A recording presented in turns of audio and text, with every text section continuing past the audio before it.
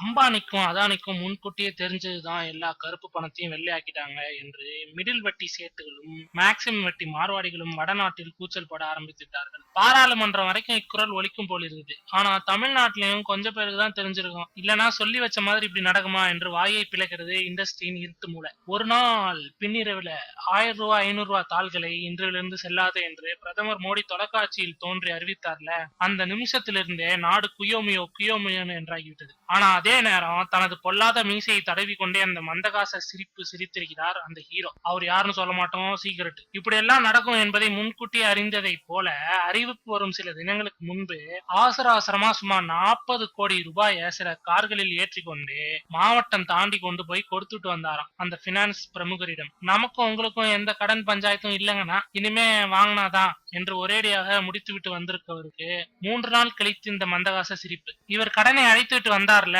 கொடுத்த கடனை திரும்பி வாங்கிய அந்த பினான்சியருக்கு 500 கோடியாவது அடிபடும் என்கிறார்கள். பொதுவாக சினிமாவில் வட்டிக்கு வாங்கி படம் எடுப்பவர்கள் பினான்சியருக்கும் தனக்குமான உறவை கடனை முழுசும் அடைக்காமல் வைத்திருந்து நீட்டிப்பார்கள். இவரும் சில வருடங்களாக அப்படிதான் நடந்து வந்தாராம்.